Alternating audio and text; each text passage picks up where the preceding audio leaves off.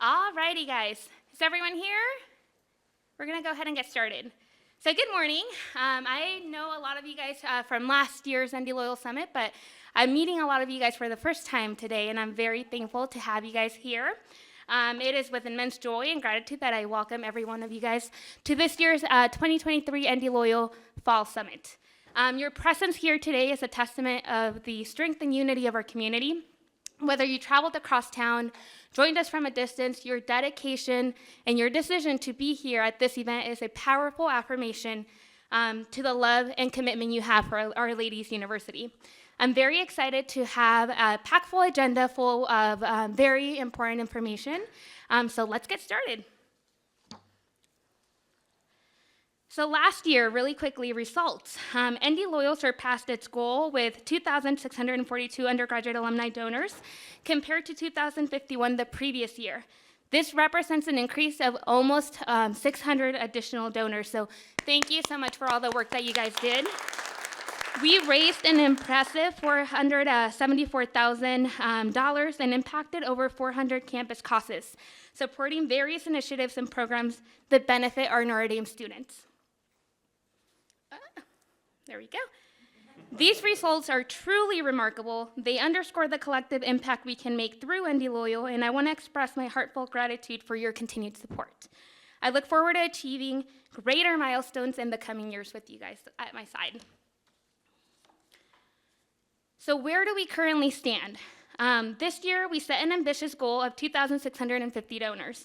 I'm pleased to report that as of yesterday, we're sitting at 574 undergraduate alumni that have made a gift this year. This is a substantial increase from where we were standing last year, as we're pacing ahead 249 donors. As you know, communication is key, and your outreach efforts have been completely outstanding this year.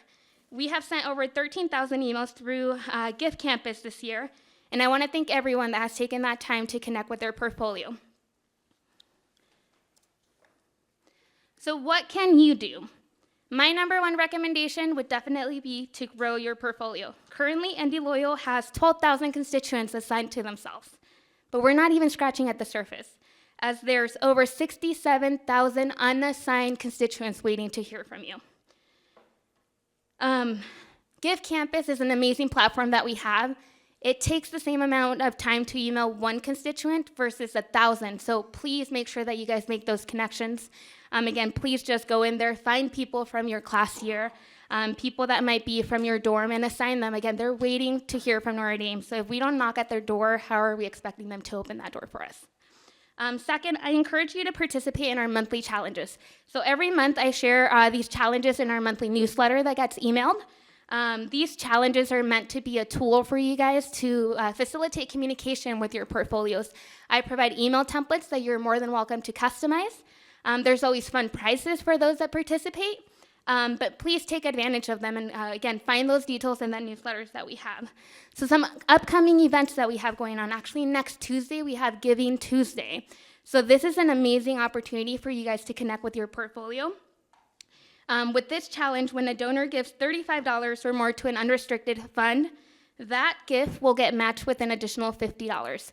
This is a one-day campaign opportunity, so that email template will be available that Tuesday morning for you guys to email out to your entire portfolio. Please take advantage of this opportunity. As December approaches, we step into the season of giving, another amazing opportunity to connect with your constituents in your portfolio. So reach out, just wish them happy holidays. And then in April, we come together to celebrate Notre Dame Day. Again, this is where we come together and we give back to the areas of campus that mean the most to us. This is the easiest, funnest way for you to connect with your portfolio. So make sure that you guys are taking advantage of that. During that campaign, I provide about 4 to 5 templates that you guys can use since giving opens for an entire month. So again, feel free to jump on there and send us many or at least one email communication to your portfolio. Thirdly, it is very important that you build relationships. So again, I encourage that you guys communicate with them, send a life update, maybe take a picture of the last time that you guys were here on campus. It doesn't always have to be about an ask. So we're always just connecting with them to ask for money. It might feel a little repetitive. So again, build that connection with them, share a little bit about yourself with them. And last but not least, definitely remember to always thank your donors. Recognize and appreciate their contributions as it reinforces positive relationships and motivates continued support throughout the years. So some updates.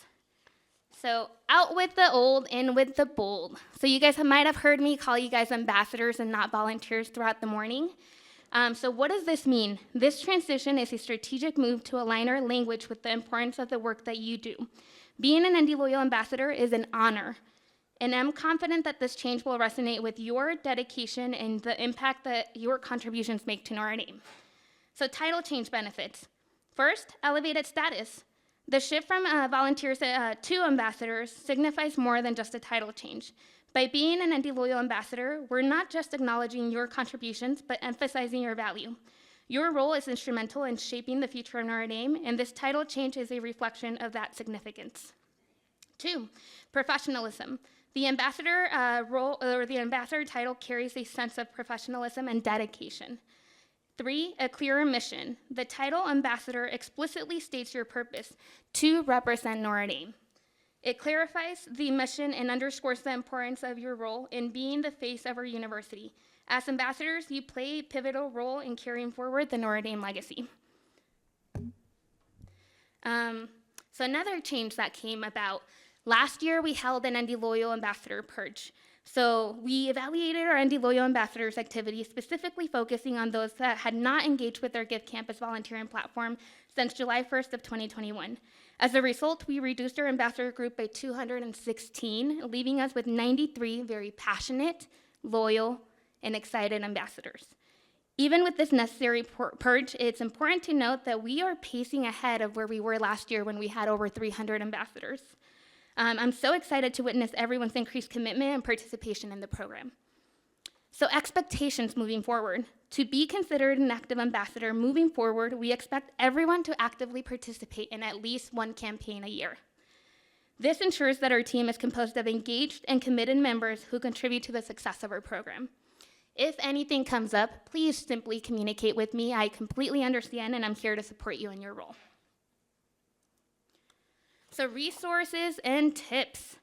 So in front of you guys will find 2 documents, the first one being a ND Loyal sell sheet. This document contains amazing information that talks about the program and can be a great resource if you know of someone that would be a great fit to be an ambassador. I will be emailing this version in a PDF so you guys have it. So if you guys know of someone, you can definitely forward it to them. It has information of how to contact me, and I will walk them through the next steps and get them onboarded. The second sheet that you guys will find in front of you guys is a frequently asked questions document. So this document is designed to equip you with the necessary information you need to navigate various maybe questions that you guys commonly hear out there. So I want to give out a special thank you to Lou Manillo. He submitted a lot of these questions, and I definitely encourage you guys to send those questions along my way. So we can continue to expand this document and have this document be a live document for you guys to use as a resource in the future.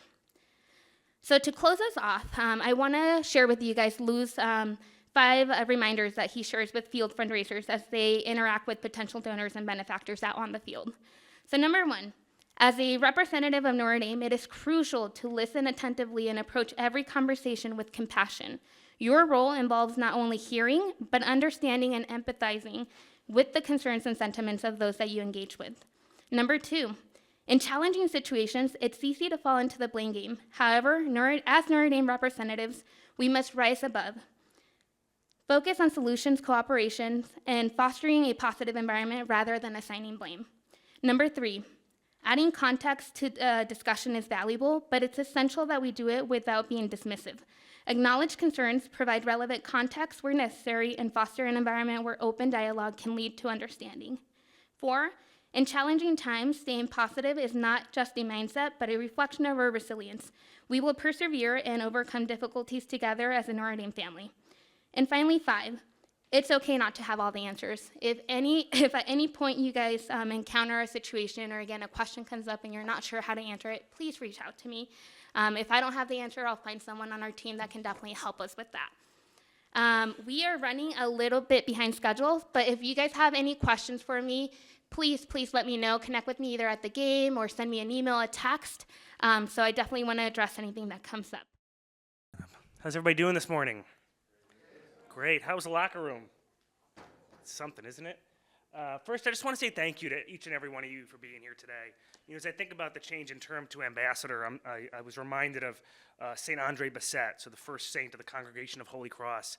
He spent most of his life as a humble doorman in Montreal, and so much of his life and work was about just greeting people and welcoming them into their family, and that's a lot of what we're asking you all to do in this role too. It's also a great tie-in to what I'm going to be speaking briefly with you about today, and that's the really great stories that we have to tell from my time in residential life at Notre Dame, and how important that is in the conversations that you all are going to be having in your work as ambassadors, especially around days like Notre Dame Day, where the connection to the residence halls and the funding opportunities for the residence halls is such a critical driver for how the university operates now. So we'll get into all that in a little bit, but first I just have to say thank you so much for the commitment of your time and your talent to this really, really important cause to university relations. A little bit about myself. To the class 2007 alum, I was FGT in English. I have a master's degree from NYU. I thought I wanted to be a film scholar. That didn't end up working out too well. I have an MBA from Notre Dame in 2011. I worked at Fox for a couple years before coming back to annual giving and committing my life to work at this university. I've been here for 10 years. My wife has worked at the university now for almost 10 years. She's a senior director of foundation relations and university relations. My brother is senior advisor to Dean Martin Kremers. That's my twin brother Ryan there. We both lived in Dillon together, so he works for Dean Kremers right now. And my sister-in-law, who's actually a South Bend native, who my brother met in grad school, she works for the Alumni Association. So it's a real family affair here. And you hear so many stories like that at Notre Dame, but it just reminds us how lucky we are to have this Notre Dame family. This Notre Dame family now that I consider my biggest and best is the group of colleagues that I get to work with every day. The people is really, truly the best part of working here. That's also my daughter, Tessa. She turned 2 years old last month. So really, really proud of our Notre Dame family. I worked for Residential Life for about 4 years after annual giving. And now, as Wendy mentioned, I'm back here in development. I have a team of consultants who work with our fundraisers out in the field on their portfolio strategy and their proposal pipeline. So it's a really exciting time. We're entering into this For Good initiative. And so it's a really exciting time for all of us here in University Relations to be embarking on this great new chapter for Notre Dame. Okay, 3 takeaways for residential life that I want you guys to walk away with today. There's an incredible purpose behind residential life at Notre Dame that I think makes us so different from any other university in the country. There is a plan. So when you hear about new buildings being built and all that kind of stuff, there is an incredible plan in place that we're in the middle of, that we're working through for our residential structure. And there's incredible people. And I would include you as part of that group of all the people, because the work that you're going to be doing, engaging our friends and family and alumni, particularly around days like Notre Dame Day, where the funding for residence halls is so critical, it makes you a part of this residential tradition, whether you lived in the residence halls or not. Before I turn to what's next, a quick show of hands. Who has ever lived in a residence hall at Notre Dame? Okay, great. All right, so a lot of this is going to be stuff that you know and experience firsthand. I will say the more things change, the more they stay the same, and so we have a residential environment now that's different in a lot of ways from when I was living in Dillon almost 20 years ago, but there's still so many of those signature hallmarks that remain the same. I will try to leave as much time for questions as possible, too, because I know everybody always has fun questions about residential life, but I'll take you through this, and then we'll open the floor for questions. So what is our purpose for residential life at Notre Dame? Should come as no surprise to those of you that have been a part of this experience before. The University of Notre Dame affirms the value of in-person, community-style residential living as an essential component of the holistic formation of a Notre Dame education. It is part and parcel, on par with what happens in the classroom as far as the educational experience that we want to provide to our students. And we think that makes us unique in higher education, and having that be such a critical component of what we do. How is it uniquely Notre Dame? First, it's the idea that all of our students are known by name from the day that they arrive here. And we have our rectors in our residence halls, and their mandate on day one is to learn every student's name and be able to say hi to them in the hall or around campus. The idea of being known by name recognizes their unique identity and their unique place on this campus. The halls are designed for community. All of our residence halls are traditional, double corridor, shared bathroom, shared common space, traditional residence halls. And for those of you with children maybe at other universities or colleges, the product offering is a lot more diverse than it is at Notre Dame. And you have residence halls with kind of suite style accommodations or apartments or that kind of thing. And not to say that those models are bad, but that is not the model that we pursue here at Notre Dame. The idea at Notre Dame is for our students to be gathering in community together. We want them spending more time out of their rooms than we want them spending in their rooms. And that's why as we talk about our residential master plan in a few minutes, you'll see every single decision we make in the design of the residence halls is intentionally directed towards that purpose, towards the creation and fostering of community. It's anchored in faith. All of our residence halls have chapels. The new halls that we construct today all have chapels with them. We have priests in residence in many of our residence halls. Many of our rectors are avowed religious. Most are lay today, but that spiritual component and to offer that chance for Mass on at least a weekly, but sometimes daily basis in our residence halls shows that the commitment to fostering the spiritual life, no matter what your faith tradition, is a huge part of that residential community. Our traditions and service, all our residence halls have their own kind of unique identities. They have their own mascots and colors and sports teams. They have their own service traditions, which is really great. There's kind of signature service events that they have throughout the year. So very critical to telling the story about how unique our residential experience is. Senior leadership, we're one of the only universities I know where our RAs are exclusively seniors. At most other universities, you'll find sophomores or juniors who sign up to be RAs. We prioritize the leadership of our seniors in the residence halls to provide the guidance, the mentorship, the welcoming that we know is so essential to setting our students up for success. And the proof's in the pudding. You know, we have one of the highest first-year retention rates of any university in the country, and I'd say our residential component plays a large part in fostering that. The 3-year commitment. We have a 6-semester residency requirement now, probably different from when the majority of you were in our residence halls. We require our students to be on campus for 3 years, and then many may choose to take an opportunity to try off-campus living in their senior year.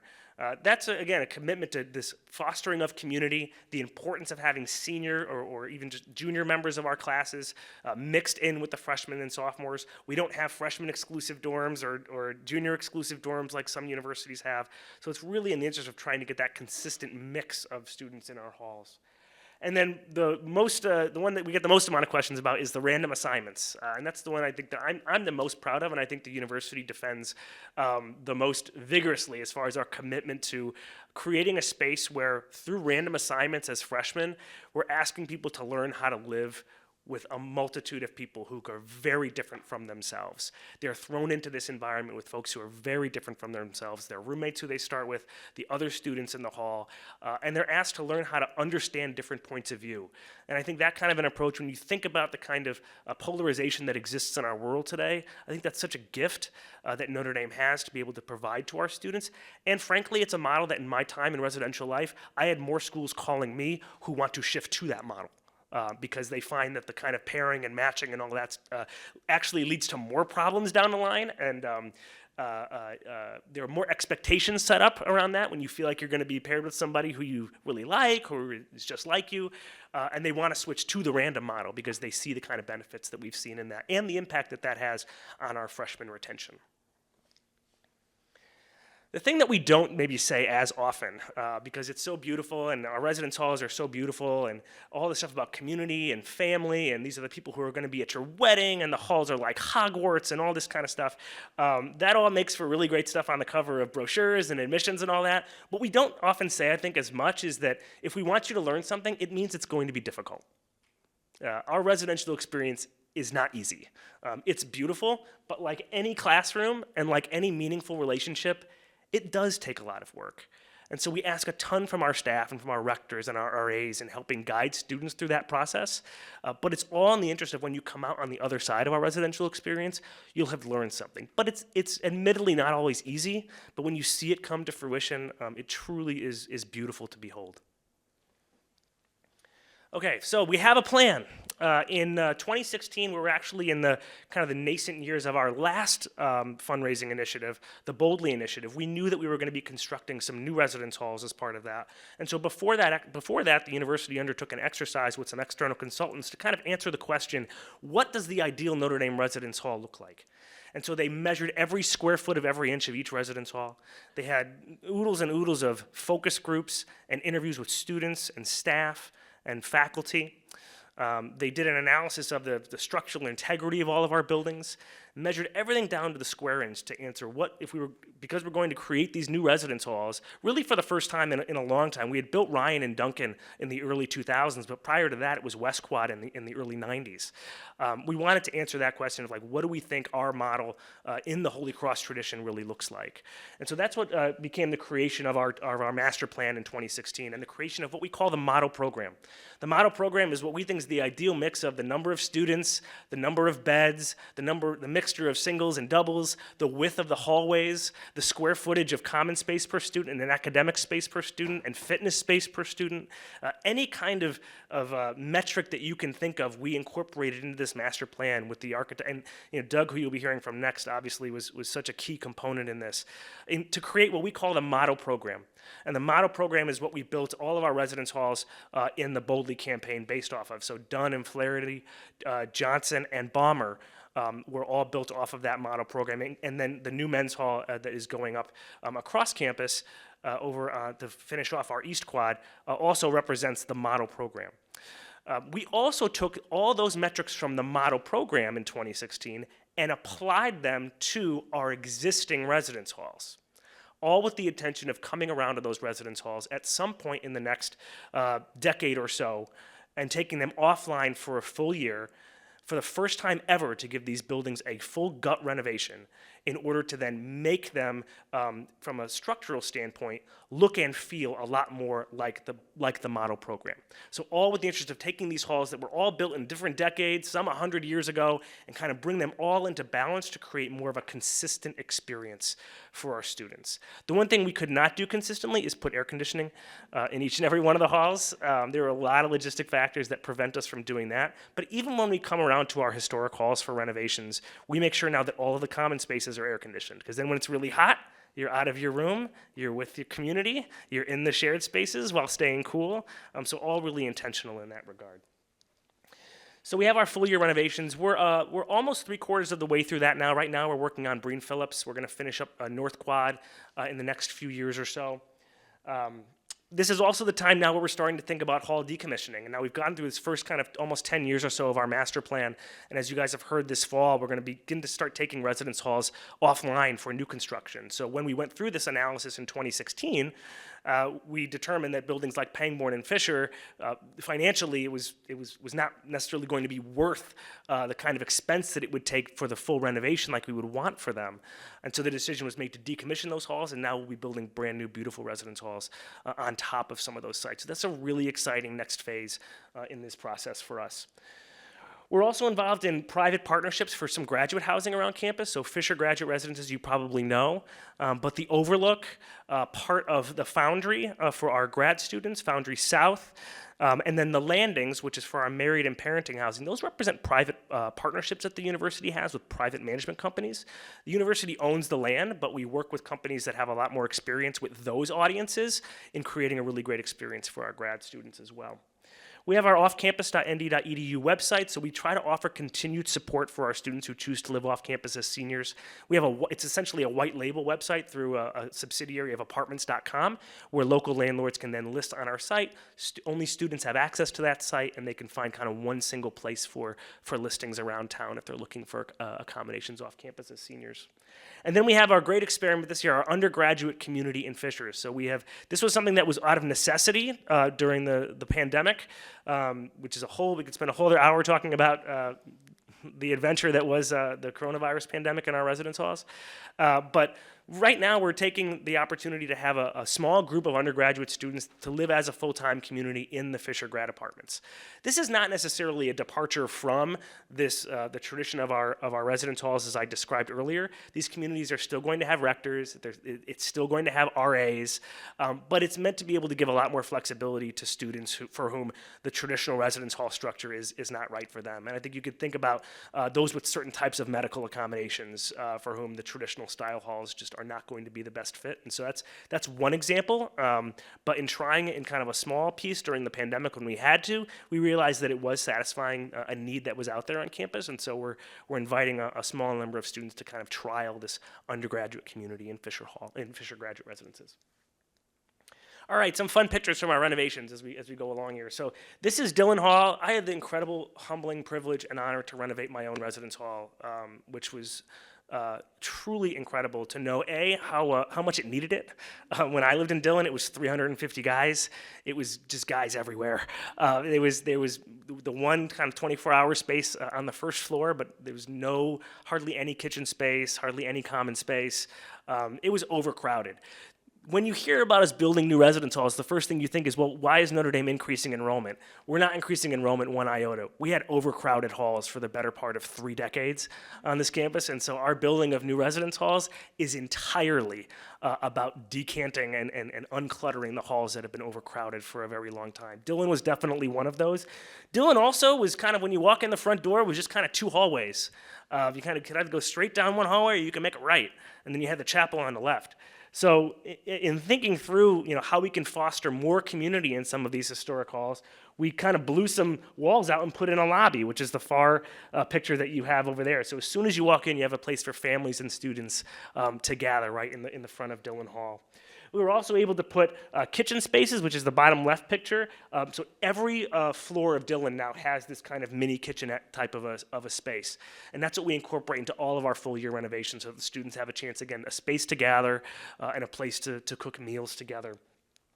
Finally, the most interesting one is the top left. The top left was actually one of our assistant rector apartments. All the apartments at Dillon, including the rector's apartment, had these big, beautiful fireplaces in them, which were just gorgeous, but nobody could ever see them because they were behind doors. So in the renovation, we decided, to move the assistant rector apartments to a more centralized place on the floor to increase their visibility of the students, and then we were able to pull those spaces out into the open and create some nice study rooms out of them and bring the beautiful wood paneling and the beautiful fireplaces out into the forefront for people to see. So some of the really exciting, incredibly creative stuff through the partnership with Doug Marsh and his team that we were able to accomplish in Dillon Hall. What's the occupancy now? It's under 250. Yep. Oops, what did I do? There we go. Next, the other story I'm really excited about, and maybe a lot of you know about this. So Soren Hall followed Dillon on our list of projects. Soren Hall is challenging. Soren Hall is I believe our second smallest hall after Carroll. It only had about 150 guys in it. So when we were looking at our master plan, and we wanted to add all these kitchen spaces, et cetera, that we wanted in common spaces for the residents, the architects told us right away, it's like, well, yeah, you're going to have to take the occupancy down to like 85 guys, which we could definitely not afford to have the building be that small and create that space. So we had to figure out, how do we create all these extra spaces while also at the same time giving the men the experience that they keeping the number of men in the building constant. The one thing we heard from the guys in Soren was, don't change Soren at all, because they're super proud of it. And so we knew we had to change a little bit of it, but we wanted to respect the fact that they really value the size of their community and the makeup of their community so very much.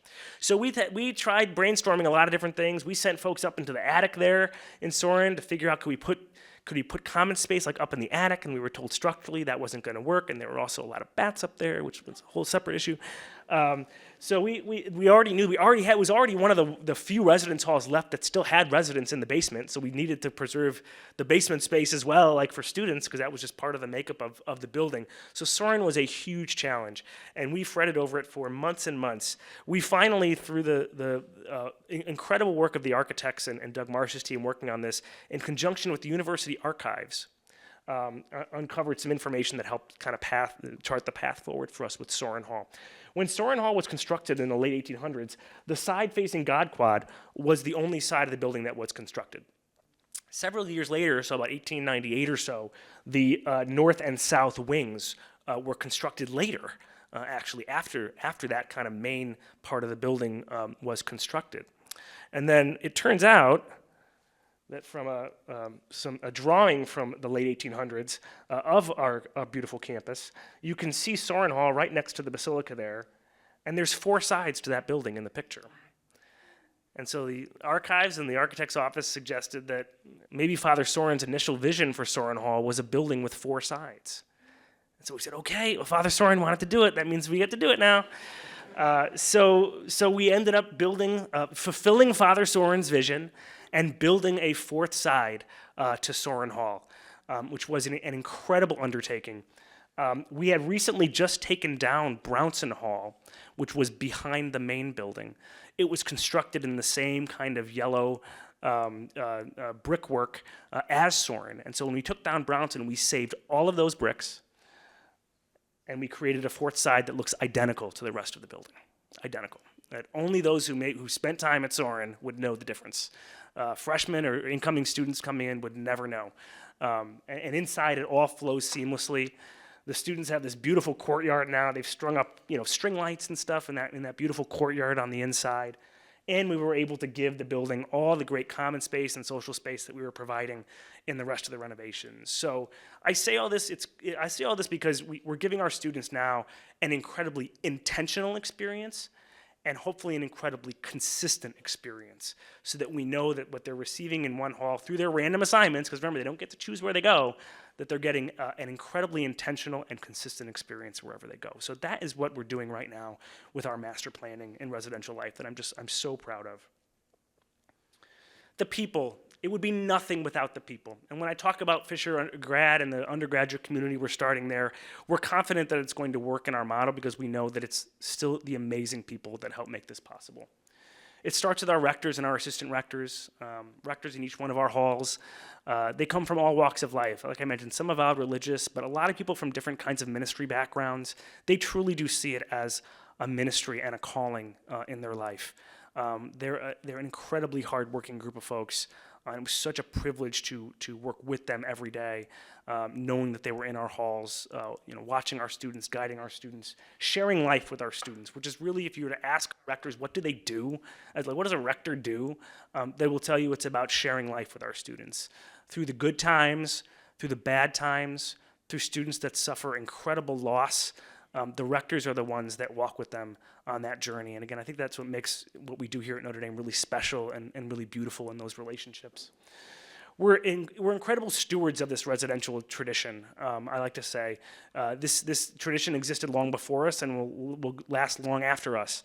And so we're here for this very brief period of time to make sure that this tradition is being perpetuated for many, many hundreds of years to come. It's also would not be possible without the partnerships, both in student affairs and beyond. I had the privilege of interacting with almost every corner of campus as director of housing. And the amount of commitment and the amount in which residential life was prioritized, everybody would take my call because they know how important this is to Notre Dame. And that, I think, is an incredible gift. It's an incredible display of collaboration.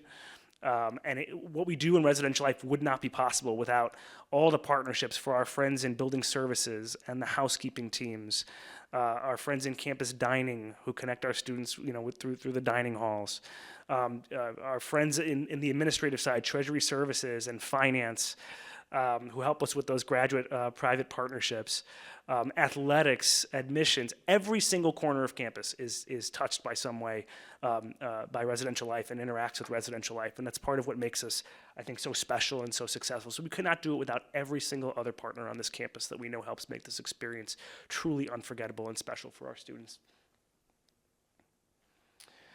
So some takeaways as you guys are telling your story especially around giving and when it comes to the residence halls and maybe through vehicles like Notre Dame Day. The first really important point is the unwavering support and prioritization of residential life by university leadership. At many universities, the housing office sits in the equivalent of what here is university events and operations. And a lot of housing offices at other universities are expected to be revenue-generating entities that manage their own profit and loss. And so when a housing office wants to build a new residence hall, they float a bond or take out a loan, and then they use the room and board to pay back that loan. But they're expected to be self-sufficient in that regard. The residential life here at Notre Dame is centrally funded by the university. And I think that's, again, it speaks to the critical core nature of what we do here and the critical component that residential life plays in this educational experience. So to know that we're centrally funded is an incredible financial commitment from the university, but it also just shows how important it is at the end of the day. we get extraordinary philanthropic commitment. As you guys know, when we build our residence halls, we don't necessarily have to take out loans. We rely on incredible philanthropy and huge sums to fund that. And so it's something we're always going to be so grateful to our benefactors for. But what's also essential is the work that happens on the kind of ground level, and the work that happens through days like Notre Dame Day. I was really privileged to be a part of the first team that worked on Notre Dame Day 10 years ago. And we were blown away then, as we are now, at the level of outpouring from our Notre Dame community in making Notre Dame Day the biggest event of its kind in higher education. Tens of thousands of gifts. And all we really ask for is $10 on Notre Dame Day, as you all well know. But the degree to which the residence halls are such a beneficiary of that has been incredible for me to watch, and then incredible for me to then take part in during my time in residential life. When I had a small kind of pool of money to work with Doug Marsh and his team on when it came to projects within the residence halls on an annual basis. A huge, not small portion of that pot of funds were actually just dedicated to paint, which is like the most unsexy thing in the world. It's just that we need to paint the walls. And so our ability we have incredible financial commitment to do these full year renovations and to do some summertime renovations of furniture and otherwise in some of our halls. But when it comes to the small projects, the need for some new fitness equipment, maybe they have to replace a sofa. Maybe they have a lounge that they want to put some new artwork in. Maybe they have a signature service event that they want to start, and they need some kind of seed funding for that. The funds contributed through Notre Dame Day are an essential component in that. We could not do the kind of work across all 32 residence halls that we do every year without the kind of contributions and commitment that comes through the work that happens on Notre Dame Day. And so over the last 10 years, Notre Dame Day has become an essential component in how residential life achieves its goals. So as you're engaging folks when it comes to Notre Dame Day, and especially with those for whom they know that the residence halls in particular are a point of passion for them, it's so necessary and important for you to be able to share that story of how necessary it is to us and to the university for it to kind of make that a reality. So that's the story that I hope that you all can tell about the work that you do in engaging as ambassadors, our alumni, parents, and friends on Notre Dame Day, is the fact that what we do in our residence halls and the degree to which we're able to provide this amazing experience, it starts with an incredible commitment from the university, but it could not happen without even those $10 gifts that we receive on Notre Dame Day, because they do add up to a really substantial amount for our residence halls. Good morning. They're working you hard. On game day, they get you in here bright and early. So it is really an honor and a pleasure to be with you and sort of capstone your time with us before we get back out and enjoy this incredible fall weather. I think a year ago, right now, we had 30 inches of snow. We had 3 10-inch snowfalls, including on game day, if anybody was around for BC. That was brutal, but much rather have this. It really is a pleasure and truly an honor to represent Notre Dame, to be with you and help share a little bit of the message through a reflection of this place that we so deeply share a love for, our Notre Dame campus. And I'd like to do so through the lens of 3 great and visionary leaders. I call them the great builders of Notre Dame, and they certainly were visionary and led at least one major transformation of our beloved campus. And of course, any discussion of that kind of group begins with our founder, the incomparable Father Edward Sorin. Sorin was many things, had many gifts, many traits. He was entrepreneurial in every sense, energetic, creative, and certainly a visionary. And despite having no architectural training to our knowledge, turned out to be a really good planner and an incredible innate sense of design. As evidenced by the early campus, and the campus he designed, you can see this early map, perhaps the earliest campus plan that we know of out of our archives. At the north end, the top end, there's a cluster of buildings embraced by the 2 lakes. And then Sorin designs this mile-long vista that he labels Notre Dame Avenue.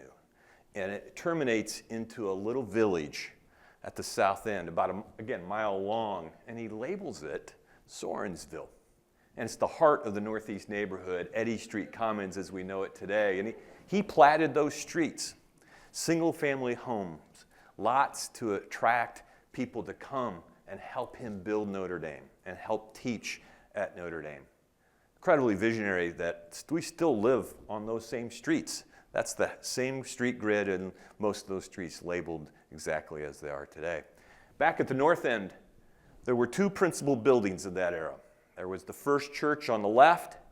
That was soon after this photograph begun to be taken down brick by brick. In the front of it, to the south, he laid the cornerstone in 1871 for eventually the basilica that we know today. It took 25 years for the school to eventually have the funds to build it and then eventually replace the first church. The second building, of course, is main building. That was main building number 2. The first one Soren took down because it was just simply too small. This was his dream. It was as large enough he thought ever would be needed. After all, it was the Central University building. It was where the students took their classes, but also where they slept. It's where they took their meals. It was where the faculty had housing and offices. We had an art museum in there. We had a science collection, science labs, and of course, we know a fateful day in early April 1879 that a roofer's work to patch the coal tar pitch roof likely left an ember or two after they were done with that work, and a few hours later it burned through the roof and into the wood structure and took the building down. Everybody thought it was over. The Soren dream was done because, after all, he was not president at the time. And in fact, he wasn't even on campus. He was in Montreal, ready to take another transatlantic trip back to Le Mans. Probably asked for more funding as he wanted to grow the university. Father Corby was the president at the time and smartly sent a courier to Montreal to catch Soren before he left. And he did, and within 4 days he's back, walking among the ruins, consoling people because they thought everything was done. He's quietly, stoically thinking what had happened, but more importantly, what he would do next. He assembled those that were still there into the new church. And he kneeled on the steps, faced the altar, and he prayed. And when he was done praying, he stood and turned to the congregation and said this: "Even if all were gone, I shall rebuild." This was my fault. After all, when I was a young priest, I founded the university and named it for Mary, Mother of God. It is she who burned it down to tell me that I dreamed too small. Tomorrow, we're going to begin to rebuild, and we'll rebuild bigger. And when we're done with it, we will put a golden dome this time on top of it with a golden statue of Mary, Mother of God, so that all that will come from that day forward will know to whom we owe our great fortune and blessings. It's an extraordinary reaction to a decimating event in the life of our campus. And lo and behold, he did. It was a miracle, some say. He goes to Chicago within a couple of days, and he hires an architect, Willoughby. And they collaborate on the design of the new main building. And he puts together a workforce so that by May 10th of 1879, just a few weeks after the fire, they lay the cornerstone of the main building that's there today. He marshals about 300 people, it was estimated, to begin to make bricks out of the mud and the marl at the bottom of St. Mary's Lake. And they built a kiln to bake those bricks on the shores of that lake. And they made 2 million bricks over the course of the summer so that they could reconstruct or construct the new design of the main building. That's the building that's there today. Yes, the wings came later, as did the rotunda and the dome. But Soren knew that if he did not have a university reopen, then the dream might be done. No one might ever come back. He wouldn't have the funds to do it. And so it was a remarkable resurrection, if you will. Now, every time I give this talk, usually Shannon Cullinan, our executive vice president, my boss, is in the audience, and I tend to turn away from him because I know what's on his mind. Marsh, Soren can do this in 4 months. Why does it take you 5 years to design every building and construct it? They did this in 4 months. You're dogging it. So I don't have a good answer to that, so I always quickly transition to the next slide. This slide really captures maybe my favorite photo of the treasure trove of archival material we have in the university archives, because it tells two stories of the campus. that rebounded from that fire. This is still a farm-to-table operation. Look at these simple buildings in the foreground. They're just farm buildings. They're on the site of where Soren and Walsh is today. It reminds us that this was still hand-to-mouth operation. The hundreds of acres that surrounded the campus were still used to grow the grain and raise livestock that fed the students and the teachers in the Holy Cross community at the time. Yet Soren saw way beyond that. He had finished the dome by now.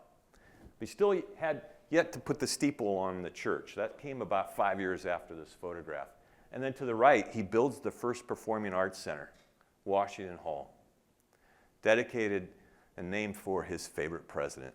But look, he saw beyond the potential here, and he was incredibly visionary and bold to build structures like this in this very simple setting.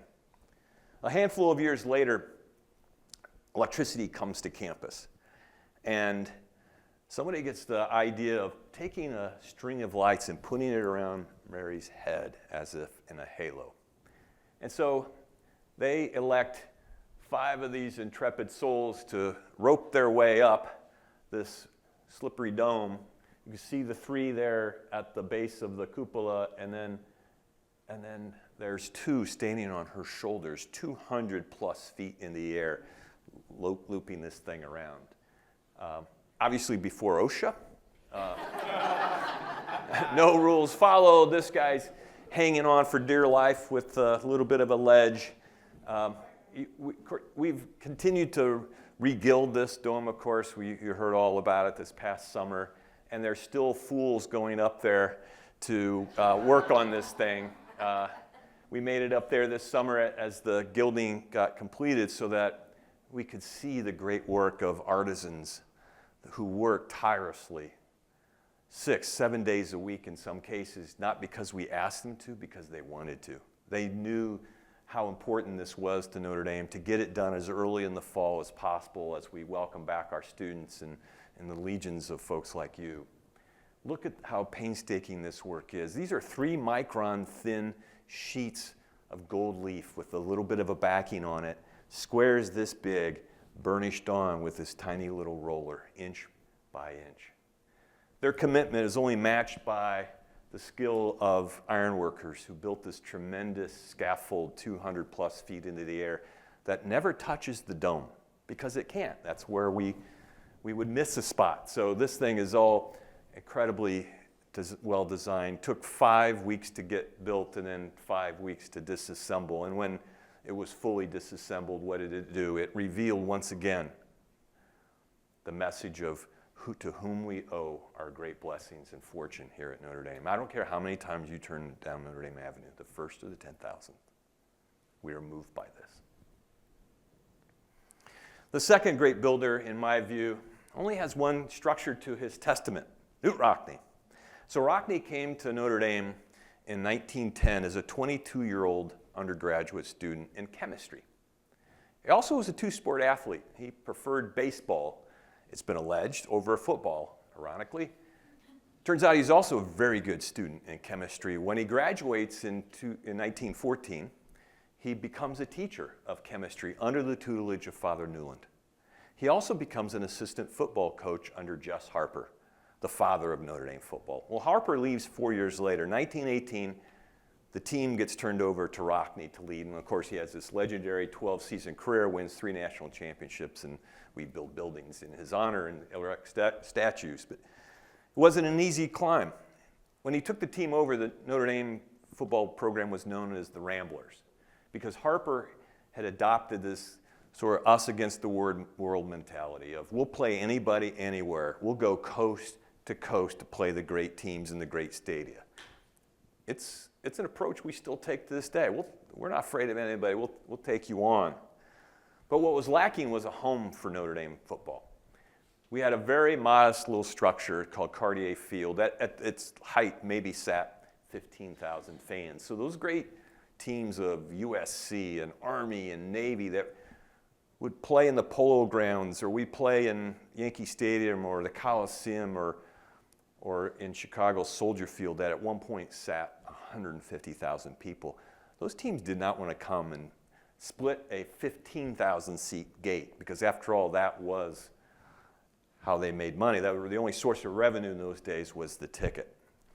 So Rockne sees what Fielding Yost had built at Michigan Stadium about this era in the mid-20s, open Michigan Stadium. And so he found Osborne Engineering Company out of Cleveland. They were the architects for that building.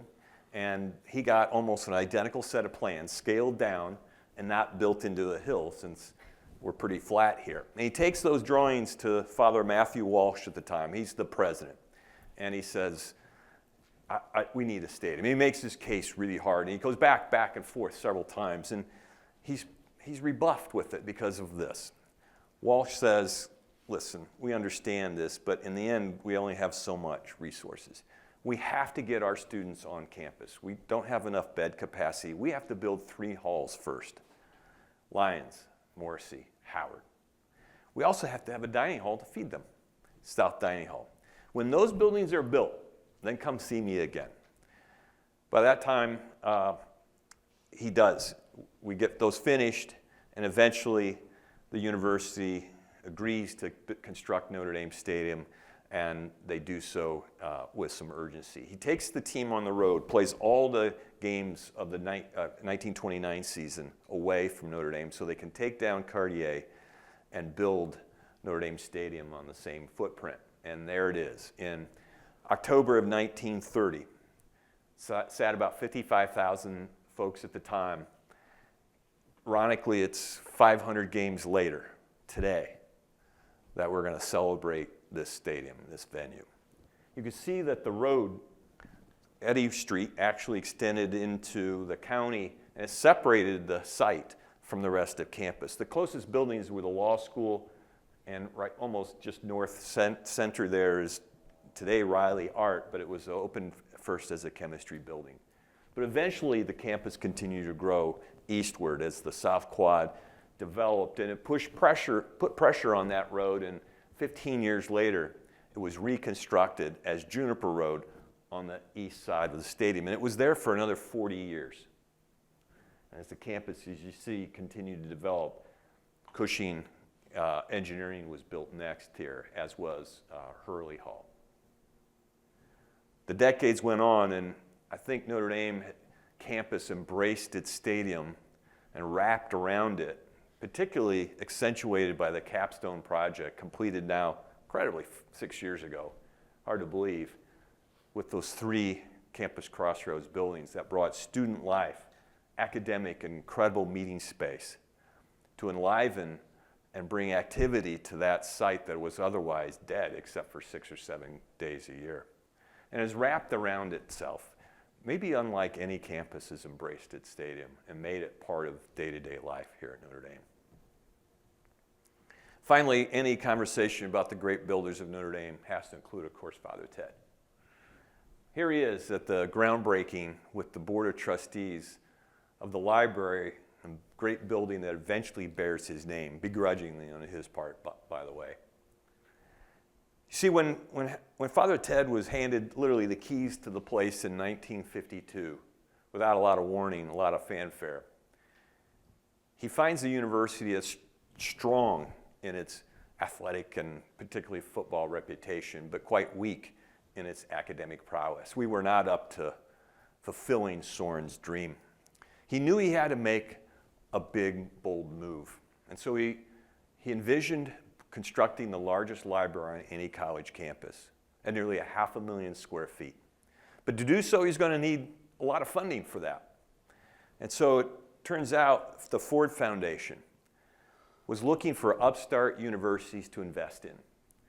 Among them, Stanford, Johns Hopkins, and Notre Dame. And they come to Father Ted and they offer a matching challenge grant that if Notre Dame raised $12 million, the foundation would donate $6 million. In true Father Ted fashion, he said, thanks, but no.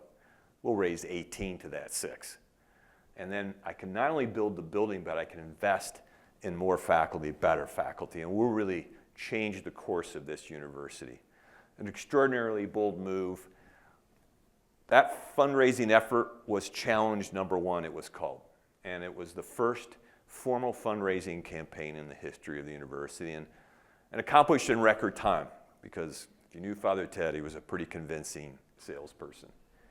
And so very soon thereafter, on the simple Indiana prairie of the Notre Dame campus, he erects a 14-story building, probably among the tallest buildings between Chicago and Cleveland, if you will.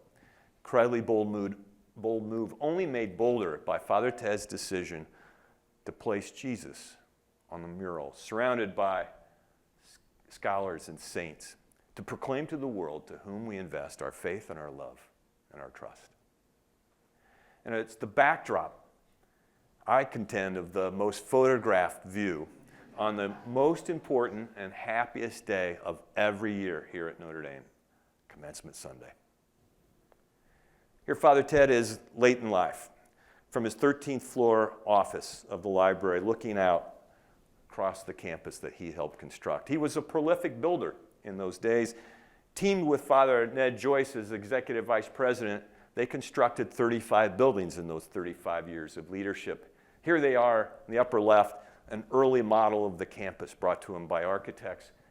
And one of those concepts was how to develop the north edge of campus, north of the library. You can see the library sort of there, and then this, I'll call it Space Mountain-like new church on axis north of the building, surrounded partially at least by 5 tower residence halls in order to accommodate the growing undergraduate population, the era still in the 60s.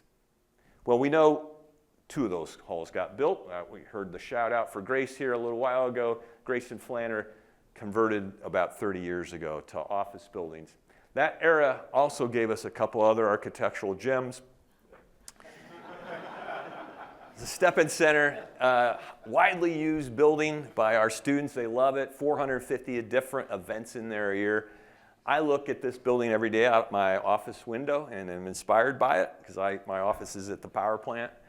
I do love this building because from a maintenance standpoint, it is the easiest building we have, because if it gets a little dirty, we just hose it down and it's all set, ready to go for the next event. Then below it, it was called the CCMB building, the Center for Computing and Math building, opened in 1962. And it housed the first and only computer at Notre Dame for about the next 20 years. Look at how the architecture was inspired by the IBM computer punch card. Literally, that was the architectural inspiration. Needless to say, we're happy that it's set in the background, and we grow plants around it to sort of screen it. Now, the library was certainly a transformational moment in the development of campus. There was one also early in Father Ted's presidency that was presented to him. This is from our archives, a sketch that indicates that there was a solution to a problem the university had, and that is the main building was in really bad repair in the 50s. Not much had been done to it since it was constructed in 1879, decades and decades earlier. And in fact, the 5th floor was sagging so much it had to be closed off and condemned. It wasn't until 40 years later when we did a comprehensive wall-to-wall renovation of the main building what we found out what was going on. It appears that in the haste of building that structure over those 4 or 5 months, carpenters, as they finished the building out, took scraps, the cut-off sections of joists and studs, and nailed them together to make full members. Put them in place. That was fine for a while, but of course over the decades, those nail joints loosen up. And that's exactly what had happened. Now I can rest assured, all that was replaced. We built the 5th floor in the 90s, so the building is quite stable. But there was a proposal at the time to take the building down and replace it with a modern office building. You think of the era. Old was bad, tradition. This is post-World War, modern and new. Wouldn't it be great? Oh, and what are we going to do with the statue of Mary? We'll leave her in place, spatially in the same spot, and we'll put her on a 200-foot tall obelisk in the middle of this very modern style plaza. You can only imagine what Father Ted's reaction was. I'm surprised this didn't end up crinkled and thrown into the trash, but fortunately, that we were able to avoid this transformational moment. So the decades go on, and of course the campus continues to evolve, and maybe more significant changes were in the last 20 years. We'll talk a little bit about that. Really, most of them have been made possible through the relocation of roads. So 20 years ago, after being in place for 40 years, and many conversations during that period of time with the county fathers who oversaw Eddy Road and Juniper Road and prohibited the university from closing or moving them, finally acquiesced, because we went out and we shared our plans to the community. They saw that we were not looking to overrun them, but in fact wanted just to utilize the land we had. And so 20 years ago, we were able to close Juniper, and we built Twickenham, and we later pushed up Douglas Road to maximize that, and we straightened Angela and Edison Road out so that we gained 200 plus acres glued back to campus, mostly on the east side of the stadium and east side of the library, because without it, we were really locked up. It wasn't that long ago, right here, the edge of campus, at the end of campus, it was terminated very unsuccessfully with these really awful fields and this very circumnavigous road, if you will. And a few blocks down, if you extended Eddy Street into the city, it was a collision of streets and created this very awkward 5 points intersection. In my era, there literally was a bar on every one of those corners, and my classmates still call it the good old days. On that site, a literal site of that former intersection, rests Trader Joe's, which our students think is the center of the universe. And they love it because it is the capstone project of the entire Eddy Street Commons development, a $300 million private-public partnership with huge amount of outside investment, huge participation by the city to create an economic development opportunity at the edge of campus, a college town that supports the university, but also supports the city. And with that and the other sort of reinvestment that's happened in the single-family neighborhood, the place has taken off. It wasn't that long ago that the Northeast neighborhood was really pockmarked, if you will, and dominated by absentee landlords who were more than happy to rent substandard housing to our students.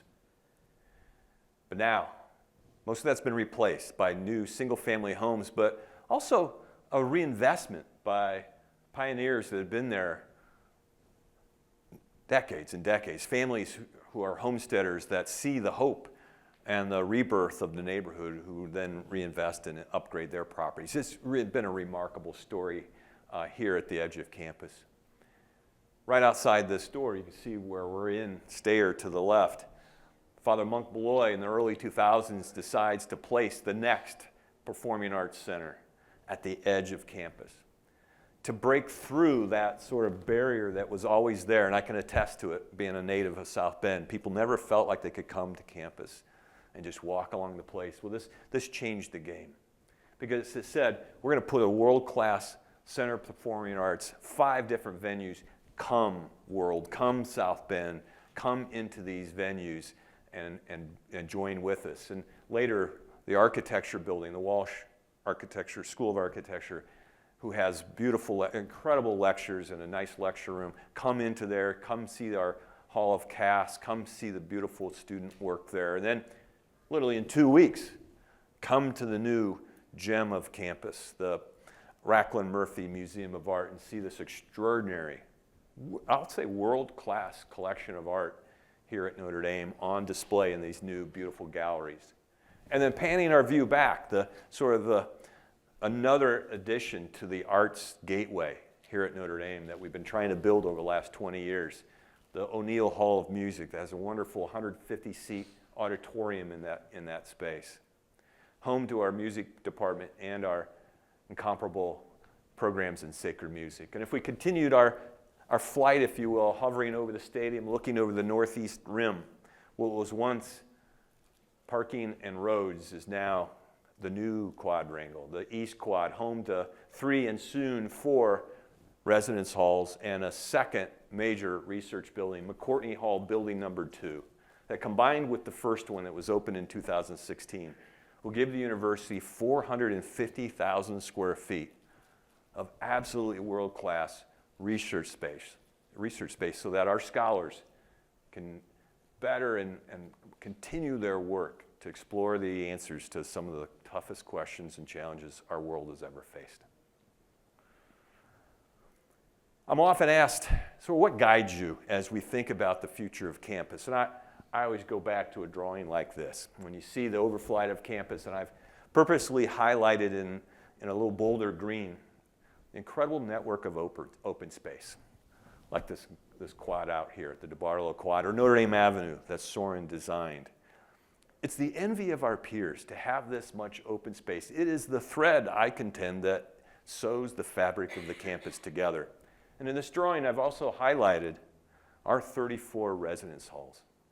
We talked a little bit earlier when Jonathan was here. It's the distinctive part of Notre Dame, part of its mission that says this is going to be a place of home for our incredible undergraduates and the adults that guide them. When I think of them geographically on campus, I put two boxes around them to create these neighborhoods. There's one to the north and then one to the west that are like arms that are in context with our academic buildings here. It's not by chance that they are so close to them. This is decades and decades of planning that far predates me being here. It's not by chance that this campus evolves this way.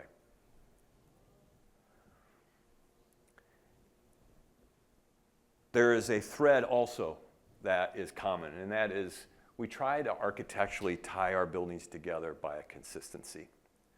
I contend there are three iconic structures here at Notre Dame: the main building, the church, and the library.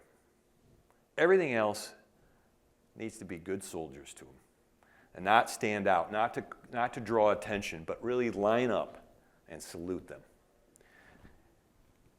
In the mid-90s, we had realized we had started drifting a little further away from that. We started bringing in a little bit of a modern architecture. Nothing wrong with that. It just didn't seem like we were doing it well and didn't fit necessarily here at Notre Dame. I mean, even in the 60s, see those previous examples, we could do better. And so we've returned back over the last 20 to 30 years to our traditionally inspired architectural roots, not just solely collegiate Gothic, but also there's a Second French Empire building that was opened, Remick Hall, behind the main building. People don't often see it, but on your way to the grotto when you're here, take a look at it. Not many schools are building Second French Empire, but that's the French Quarter, and it just fits so well there. Or a classical building, very traditionally inspired, the new Art Museum. It was also in this era we realized we were threatened by the idea of letting campus grow too big at the edges. And so to help prevent sprawl and spreading this out too large, we started looking at harvesting buildings inward. Buildings that served us well for the decades, but those had come to the end of their responsible service life. And these 5 examples over the 15 years are buildings that we've taken down and placed new ones. Better buildings, better designed, bigger buildings to increase the density of the campus itself so that we avoid that growth at the edge. And of course, you heard recently, we're going to continue that pursuit. We're taking down Fisher, my hall, by the way, and Pangbourne after this school year and replace them with new halls that are a bit larger, another section or so, that fit much better in that context of these sacred sites here at the southwest corner of the South Quad. We also have an incredible responsibility to the stewardship of the buildings we're going to keep, and that starts most specifically with our distinctive mission and commitment to undergraduate education. And so the halls that we're going to keep, the alumni hall, we take offline for a year and put a significant amount of reinvestment in them. We reopen alumni this fall, and then of course bring Phillips offline for this year. It will come back on to the screen, onto the playing field, if you will, next summer. But beyond even residence halls, that South Dining Hall that Father Walsh needed to build in the 20s, time for another renovation. Not to the beautiful, of course, gorgeous halls. It's my favorite building on campus, particularly made nice because I was next door at Fisher and was at the Archie building not far away. That's the only triangle I walked, it seemed like, for the entire time I'm here. But it's how we serve food and prepare food. The kitchen and the servery are in need in the center of modernization. I renovated that building back 30 years ago, and I guess, as I often say, when you're renovating your renovations, you're probably getting up there in age. So we'll be working on that over the next couple of years. If you've not come across this new gem addition to the library, the last 10 years we've been purposely modernizing the first and second floors, the most important public space of the library, to reflect that we don't use books a whole lot anymore. It is about study, it is about research, access to material beyond what's on our shelves and books, and to make sure it stays a vital part of our student life and academic pursuits. We've had to modernize it. And this is the capstone project. This finishes out that modernization. Beth and Lou Holtz gave us a generous gift. It's a 2-story high space, and our students have found it. So as you walk to the stadium today, walking around, stop in and see this wonderful new addition to campus. I'll leave you with this final message, and it's the most important thing that I can convey. Our campus plan that guides the development of campus, both short-term and long-term, is really spirited by 7 tenets of planning. And the first one is the most important. And that is, all the things that we'll do as we look out and plan our campus has to be done through a sacramental vision. That is because Notre Dame is more than a place of study. It is a place of prayer. It is more than a place of intellectual pursuit and growth. It is a place of spiritual formation. All those things together shall be combined and resonate in our work and show up in both the built environment as well as the natural environment that collectively comprise this incredible place we call Notre Dame. That's reinforced by these 4 images. The carvers of the limestone, God, country, and Notre Dame, that is at the top, the lintel of the east portal into the basilica. Or to the upper right, continuing the incredible legacy and tradition of 60 chapels on campus in all of our residence halls and most of our academic buildings. Or the lower left, the most sacred outdoor space, the grotto. And also trying to find new places of sacramentality on campus, as evidenced by the new Peace Plaza on the shores of St. Mary's Lake, on the very site that Soren built the kiln that made those bricks. We're always, again, looking for more opportunities. Father John, a year ago, said we would redesign and reconstruct the main circle to a new sacred space dedicated to the 50th anniversary of women's admission and joining the undergraduate population here at Notre Dame. So a group of us have been working on that. We hope to maybe start construction this coming summer on it, maybe have it done by the time you come back next fall if you're able to do so, and we'll celebrate that. I just will end on a thank you. Thank you for your generosity, for your participation, being such a vital part of the Notre Dame community, and most of all, for sharing the love of this extraordinary place. We hope you have a great weekend here. We hope for a big victory. Go Irish. I do not want to leave today's event without recognizing our top 25 ambassadors from the previous year.